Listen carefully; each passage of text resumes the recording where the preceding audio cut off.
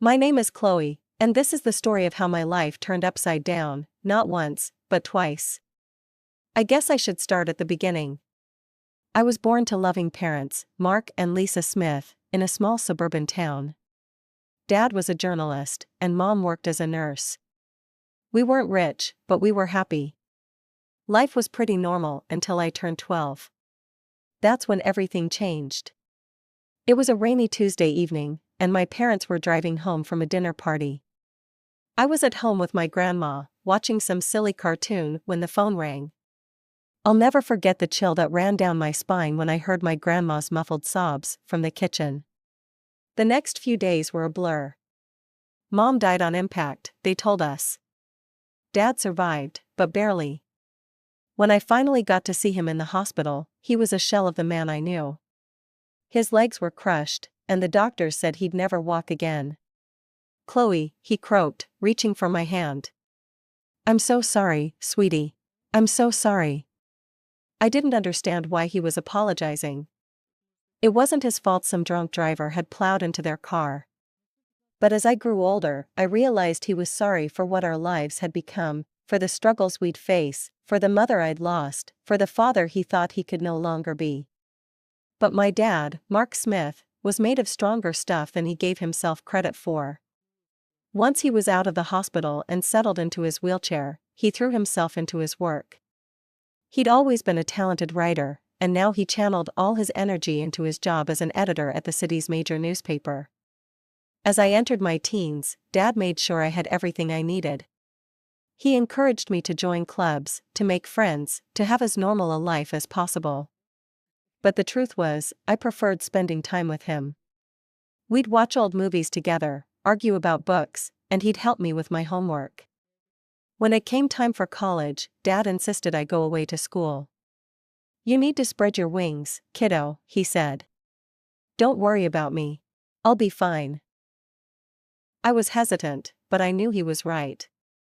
So off I went to State University, majoring in accounting.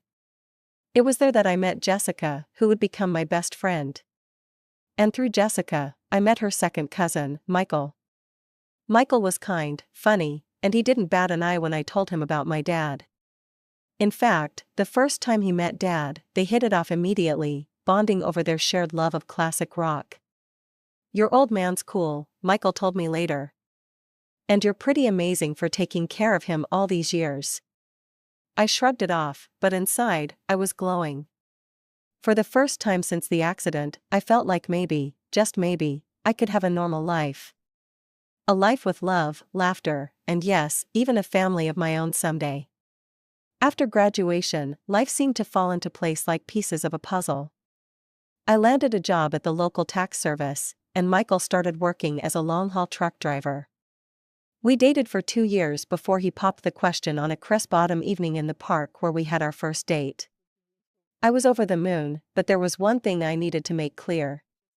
"Yes, Michael. But I can't leave my dad. He needs me." Michael's face broke into a wide grin. "I wouldn't have it any other way. We'll all live together. Your dad's apartment is big enough for the 3 of us, right?" The wedding was small but beautiful. Dad insisted on wheeling himself down the aisle to give me away. There wasn't a dry eye in the house. As I stood there, hand in hand with Michael, I felt like I was living a fairy tale. But every fairy tale has its villains, and mine came in the form of my mother-in-law, Karen, and sister-in-law, Emily. From the moment I met them, I could tell they didn't approve of me. "So, your father is handicapped?" Karen had asked during our first meeting, her nose wrinkling as if she'd smelled something unpleasant. "He's disabled," I corrected, trying to keep my tone neutral. "But he works as an editor, Anne." "How nice," she interrupted, clearly uninterested. "Michael, darling, are you sure about this? There are so many nice girls from good families." I felt my face burn with anger and shame. Michael, bless him, immediately jumped to my defense. "Mom, Chloe is from a good family. Her dad's disability doesn't change that. I love her, and that's all that matters." That shut Karen up, but I could see the disapproval lingering in her eyes. Emily, taking cues from her mother, was equally cold towards me. After the wedding, true to his word, Michael moved in with Dad and me. Our life fell into a comfortable routine. I'd go to work at the tax office, Michael would be on the road for days at a time, and when he was home, we'd all have dinner together. But whenever Karen and Emily visited, the atmosphere in our home changed. They'd strut around like they owned the place, barely acknowledging Dad's presence. Once, I overheard Karen muttering to Emily, "It's a shame. Michael could have done so much better. Now he's stuck with this girl and her crippled father. What if they have children? Can you imagine the genes?" I was furious, but I bit my tongue. For Michael's sake, I tried to keep the peace. But it was getting harder and harder. One evening, after a particularly tense visit from Karen and Emily, I broke down in tears. Michael found me in our bedroom, sobbing. Hey, he said, pulling me into his arms. "What's wrong?" "Your mom and sister," I hiccuped. "They hate me. They think I'm not good enough for you because of Dad." Michael's face hardened. "That's ridiculous. You and your dad are my family now. If they can't accept that, it's their problem, not ours." His words comforted me, but I couldn't shake the feeling that this was just the beginning of our troubles with Karen and Emily. As the months passed, Michael's trucking business began to flourish. He was always on the road, crisscrossing the country in his big rig. I missed him terribly when he was gone, but I threw myself into my work at the tax office and spent my evenings keeping Dad company. One crisp autumn evening, as I was helping Dad into bed, Michael called. His voice crackled with excitement over the phone. "Chloe, I've been thinking," he said. "How would you feel about buying a townhouse? It would be easier for your dad to move around in a wheelchair. He could spend more time outside. Plus, you could have a garden. Something to keep you busy when I'm on the road." The more he talked, the more I warmed to the idea. I glanced at Dad, who was pretending not to eavesdrop. "What do you think, Dad?" I asked, putting the phone on speaker. Dad's eyes lit up. "A garden would be nice," he admitted. "And it would be easier to get outside." That settled it. Over the next few weeks, we threw ourselves into house hunting. We finally found the perfect place, a spacious townhouse with wide doorways, a roll-in shower for Dad, and a beautiful backyard. Taking out a mortgage was scary, but with Michael's income and mine, plus the rent from Dad's old apartment, we managed to make it work. We moved in on a sunny Saturday in spring, and I'll never forget the look on Dad's face as he wheeled himself out onto our new patio. "This is perfect, sweetie," he said, his eyes misty. "Thank you." We spent the next few months settling in, making the place our own. I planted a small vegetable garden, and Dad would sit outside for hours, soaking up the sun and fresh air. It was idyllic. Then came the housewarming party. We invited friends, colleagues, and yes, Karen and Emily. The party was in full swing when they arrived, fashionably late as usual. They sauntered in, eyeing everything with barely concealed envy. As we moved through the house, I could see the wheels turning in Karen's head. When we reached the master bedroom, she turned to me with a sly smile. "You know, Chloe," she said, her voice low. "This would be perfect for Michael and me. Why don't you send your father to a nursing home? Then I could move in here." I felt like I'd been slapped. "Excuse me?" "Oh, don't look so shocked," Karen continued. "Your father isn't, well, he's not a whole person anymore, is he? He doesn't need all this luxury. A nursing home would be more than enough for someone in his condition." Before I could respond, Karen marched out to the patio, where Dad was chatting with some guests. To my horror, she grabbed the handles of his wheelchair and started pushing him towards the driveway. "Karen!" I shouted, running after her. "What are you doing?" "If he won't go to a nursing home, he can stay outside," she sneered. "That's what you wanted, isn't it? For him to be outdoors?" I was shaking with rage and disbelief. Thankfully, Michael had heard the commotion and came running. His face turned red with anger when he saw what his mother was doing. "Mom," he bellowed. What the hell are you doing? Let go of Mark's chair right now. Karen looked shocked at Michael's tone. But honey, I was just. I don't want to hear it, Michael cut her off. You and Emily need to leave. Now. After they left, Michael apologized profusely to Dad and me. I'm so sorry, he said, his voice breaking. I had no idea she would. I'm just so sorry. Dad reached out and patted Michael's hand. It's not your fault, son.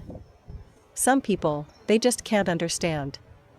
Life settled into a new rhythm after the housewarming incident. Karen and Emily kept their distance, which suited me just fine. Michael threw himself into his work, taking on more long-haul routes to help cover our new mortgage.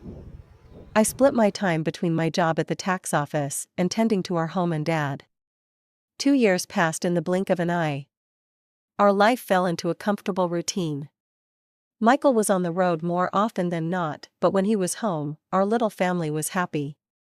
Dad's health was stable, and he seemed content spending his days in the garden or working on his editing from home. Then came the call that shattered my world. I was at work when my phone rang. An unfamiliar male voice greeted me. Mrs. Thompson? This is Officer Rodriguez from the Highway Patrol. My heart dropped into my stomach. Yes? I managed to squeak out. I'm sorry to inform you that your husband, Michael Thompson, has been in a serious accident. The rest of the conversation was a blur. Words like head-on collision and didn't make it floated around me, but I couldn't process them. It wasn't until I heard myself thanking the officer and hanging up that reality began to sink in. Michael was gone. The next week was a haze of grief and disbelief. I moved through the motions of planning the funeral like a robot, barely able to comprehend what was happening. The day before the funeral, I steeled myself and called Karen. I thought she deserved to hear about her son's death from me, not from some impersonal newspaper obituary. Hello? Karen's sharp voice answered. Karen, it's Chloe, I said, my voice trembling. It's about Michael. He's gone. There was an accident. There was silence on the other end of the line. Then, to my shock, Karen's voice came back, dripping with venom. This is your fault, she hissed. You forced him to work so hard, driving that truck to pay for your fancy house. You killed my son. I was stunned. Karen, that's not. Save it, she snapped. I expect you to give him the best funeral money can buy. But don't expect a penny from us. You made your bed, now lie in it. The line went dead. I stood there, phone in hand, tears streaming down my face. How could she be so cruel? How could she blame me for this? The day of Michael's funeral dawned gray and drizzly, matching my mood perfectly. The church was packed. Michael had been well liked in the community, and it seemed like half the town had turned out to pay their respects. After the service, as people filed past to offer their condolences, I was struck by the absence of Michael's mother and sister. They hadn't even bothered to show up to their own son and brother's funeral. Dad reached out and squeezed my hand. Their loss, sweetie. We're family, and we'll get through this together. As we pulled into our driveway, something seemed off. The lights were on in the house, which was strange, because I was sure I'd turned everything off before we left. Did you leave any lights on, Dad? I asked, frowning. He shook his head. No, I don't think so. As we got closer, I could see movement inside the house. My heart started racing. Were we being robbed? On the day of Michael's funeral, no less? I helped Dad out of the car and into his wheelchair, my mind racing. Should I call the police? But as we approached the front door, I heard familiar voices inside. My blood ran cold as I recognized them. I pushed open the door to find Karen and Emily in our living room, surrounded by boxes and pieces of furniture. What the hell is going on here? I demanded, my grief momentarily forgotten in the face of this outrageous intrusion. Karen turned to me, her face a mask of false sympathy. Oh, Chloe, dear. We're just helping you pack up. After all, you can't possibly afford to keep this place now that Michael's gone. I was speechless. Emily chimed in, her voice sickeningly sweet. Don't worry, you can go back to your father's apartment. It's cozy. I could feel the rage building inside me. Get out, I said, my voice low and dangerous. Get out of my house right now. Karen had the audacity to look offended. This house belongs to us now. All of Michael's property does. We're his real family, after all. Like hell you are, I exploded. Where were you today? At his funeral? Oh, that's right, you couldn't be bothered to show up. Karen waved her hand dismissively. We were busy making arrangements. Now, be a good girl and start packing. We'll need you out by tomorrow. I couldn't believe what I was hearing. These women hadn't shed a tear for Michael, hadn't even attended his funeral, and now they were trying to kick us out of our home? I'm calling the police, I said, pulling out my phone. Karen and Emily exchanged worried glances. They clearly hadn't expected me to fight back. Now, Chloe, Karen began, but I cut her off. No. You have exactly 5 minutes to get out of my house before I call the cops. This is my home. Michael and I bought it together. You have no right to be here.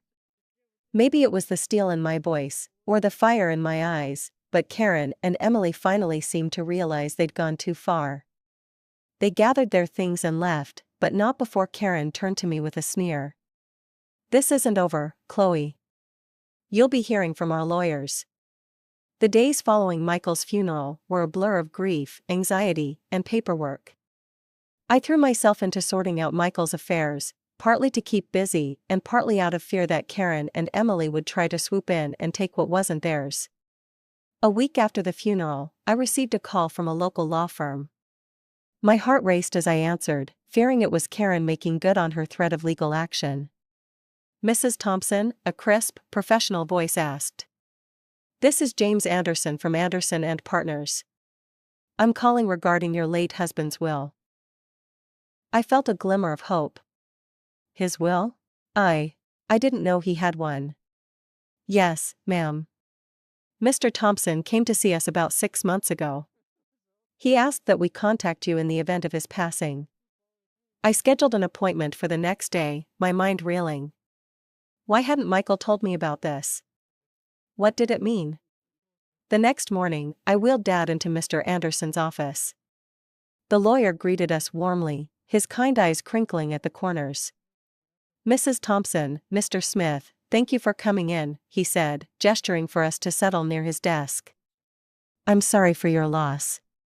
Mr. Anderson opened a file on his desk. Now, as I mentioned on the phone, your husband came to see us to draft his will. He was very clear about his wishes. I held my breath as Mr. Anderson began to read. I, Michael Thompson, being of sound mind, do hereby bequeath all my worldly possessions to my beloved wife, Chloe Thompson. I gasped. Dad's grip on my hand tightened. Mr. Anderson continued, this includes our home, my truck, and all our savings. It is my wish that Chloe use these resources to care for herself and her father, Mark Smith, whom I have come to love as my own. Tears were streaming down my face now. Even from beyond the grave, Michael was taking care of us. There's more, Mr. Anderson said gently. Mr. Thompson left a letter for you. He handed me an envelope. With shaking hands, I opened it and began to read. My dearest Chloe. If you're reading this, it means I'm gone. I'm so sorry for leaving you and Mark. Please know that you two were the best thing that ever happened to me. I made this will because I know how my mother and sister can be. I didn't want to worry you, but I needed to make sure you and Mark were protected if anything happened to me. You're my real family, Chloe. You and Mark. Not them. Take care of each other. Live your lives to the fullest. And know that I'll always be watching over you. All my love, Michael. I clutched the letter to my chest, sobbing. Dad was crying too, his weathered hand patting my arm. Mr. Anderson gave us a moment before speaking again. Mrs. Thompson, there's one more thing. Your husband's truck was insured. Given the circumstances of the accident, the insurance company will be paying out the full value of the policy. I looked up, sniffling. What does that mean? It means, Mr. Anderson said with a small smile, that you'll be receiving a substantial sum. Enough to pay off your mortgage and then some. As we left the lawyer's office, I felt like a weight had been lifted from my shoulders. We were going to be okay. Michael had made sure of it. As we pulled into our driveway, I noticed a familiar car parked on the street. My heart sank as I recognized Karen's sleek sedan. Oh no, I muttered. What now? Sure enough, Karen and Emily were waiting on our front porch. But this time, I wasn't afraid. I had Michael's letter in my pocket and the strength of his love in my heart. Chloe, Karen began as we approached, her voice sickly sweet. We need to talk about Michael's estate. I stood tall, looking her straight in the eye. No, Karen. We don't. Michael left everything to me. It's all legal and official. And do you want to know why? Because we were his real family. Not you. Now, please leave. You're trespassing on my property. For once, Karen was speechless. Emily tugged at her arm, whispering urgently. With one last venomous glare, they got in their car and drove away. The weeks following our meeting with the lawyer were a whirlwind of activity. I threw myself into settling Michael's affairs, grateful for the distraction from my grief. The insurance payout came through, and true to Mr. Anderson's word, it was enough to pay off our mortgage, with plenty left over. One afternoon, as I was going through Michael's desk, I came across a small notebook. Curious, I opened it and found pages filled with his messy scrawl. It was a journal of sorts, filled with his thoughts and plans for our future. Thinking about starting a college fund for our future kids, one entry read. Want to make sure they have the best start in life. My heart clenched. We had talked about having children someday, but had decided to wait until we were more financially stable. Now, reading Michael's private hopes and dreams, I felt a fresh wave of grief wash over me. Oh, Michael, I whispered, clutching the notebook to my chest. We had so many plans. That night, I tossed and turned, unable to sleep. My mind kept drifting to the journal, to the future we'd never have. When I finally drifted off, I dreamed of Michael. He was smiling, holding out his hand to me. It's okay, Chloe, he said in my dream. Everything's going to be all right. I woke up the next morning feeling different. I couldn't quite put my finger on it, but something had changed. As I got ready for work, a wave of nausea hit me. I barely made it to the bathroom in time. But as the days went by, the morning sickness persisted. At first, I chalked it up to stress and grief. But a small voice in the back of my mind whispered another possibility.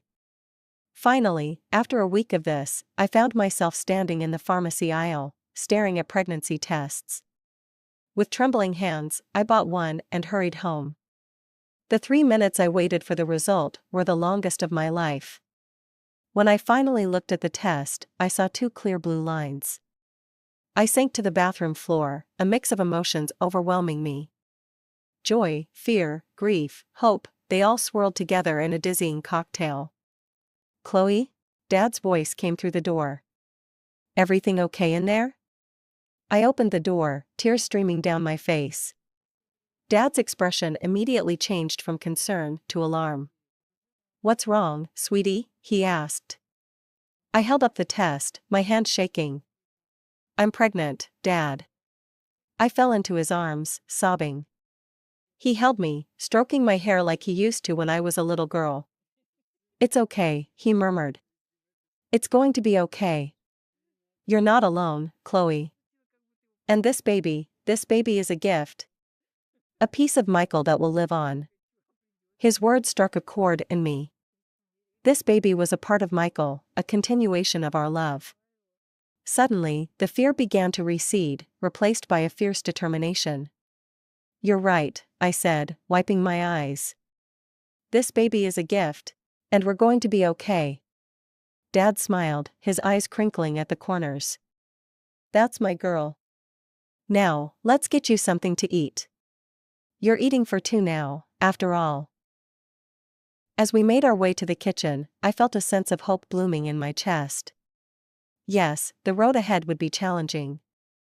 But with my father by my side and Michael's child growing inside me, I knew we could face anything. As my belly grew with our child, I found strength I never knew I had.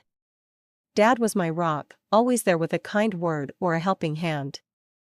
We settled into a new routine, just the two of us, eagerly anticipating the arrival of the newest member of our little family. One sunny afternoon, as I was tending to the garden Dad and I had planted together, I heard a car pull up.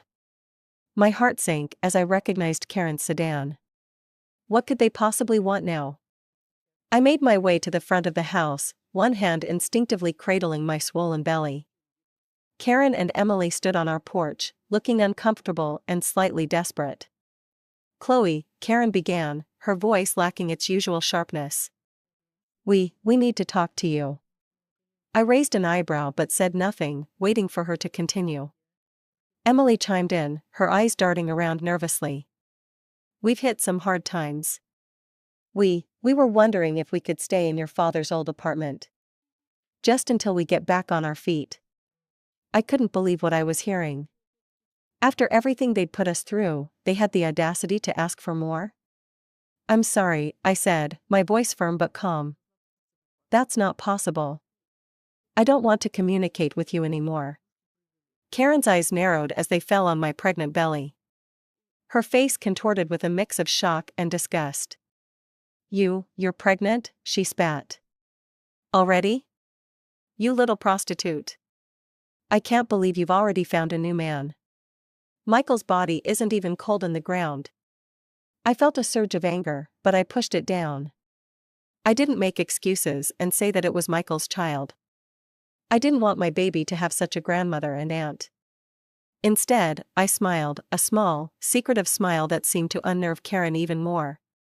"My personal life is none of your concern," I said calmly.